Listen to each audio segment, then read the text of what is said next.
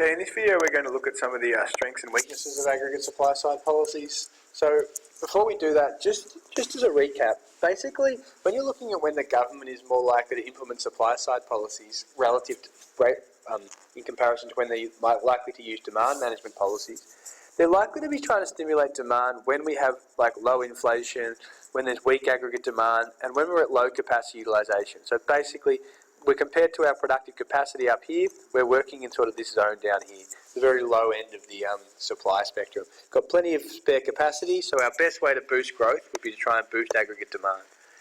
Having said that, when we are close to our productive capacity, that's when we need to start using supply side policies, because if we're going to grow, we can't just have more aggregate demand, because that's just going to lead to more inflation. So when we're experiencing skill shortages or capacity constraints or weak productivity growth, so trying to get people to be more productive to push out our supply potential, high wage pressures, or Australia's becoming uncompetitive, that's when we're likely to be using supply side policies. Supply side policies have their strengths. One of the key things about supply side policies is they're able to target or achieve a lot of the goals simultaneously. And what I mean by that is that because they allow for an increase in our productive capacity, they allow for us to have increased growth and low inflation. So they're not like demand policies where increased growth can lead to more inflation. Because they're pushing out aggregate supply, they lead to the simultaneous achievement of high growth and low inflation. Another positive is they are able to target and discriminate, so they're able to focus on particular sectors or industries within the economy. Because they have that ability to provide subsidies for research and development into green energy, or subsidies for to help farmers if they have positive externalities for society, they have a really good tendency to target particular sectors of the economy. The youth employment strategy, for example, is targeting the skills of the youth, which is again targeting particular sectors.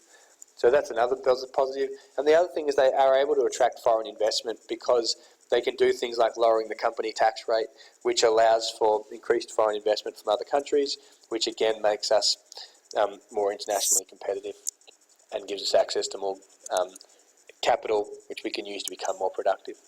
In terms of weaknesses, aggregate supply has both an implementation and impact lag. So when I'm talking about the implementation lag, and this fits in with the political constraints related to aggregate supply, it can take a long time for these policies to get through Parliament. And the main reasons for that is they're often very unpopular and they can often hurt low-income earners. So there are a lot of politicians that are opposed to things like trade liberalisation because they feel that our industries deserve to be protected, and cars for example, should be made in Australia. Others would be a little bit against labour market reforms because they can often hurt low-skilled workers. So there's often an implementation lag because these policies take a while to get through Parliament. Another good example would be the East-West Link. Lots of policies, lots of debate about whether that should have been made, particularly because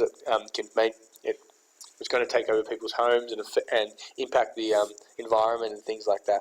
So they can take a while to be implemented. They also have a big impact lag in the sense that when they start building, for example, infrastructure, it can take a while till it has its positive impacts on aggregate supply, because in the short term it can lead to even more congestion. Even trade liberalisation, for us to achieve the full benefits of trade liberalisation, can take a long time. Because they take such a long time to have their full effects, we don't use them in a stabilising role. So aggregate supply policies are not used to try and get us out of peaks and troughs, and that's because they take a long time to be implemented and to have their impact on the economy, and therefore we don't target them. We don't use them to try and get out of troughs or peaks. So, for example, we're not going to use we're not going to try and use, for example, trade liberalisation in a trough to get out of a trough, because it can lead to even more unemployment in the short term and have a pro-cyclical effect. There's often leads to conflict between the goals, so it can promote, for example, efficiency at the expense of equity, and we'll talk about that in the next video. And there's also overseas constraints with some of these policies, because the government overseas may, for example, with trade liberalisation, may not pass on the tariff cuts that we're achieving. So there is restrictions there. Thank you.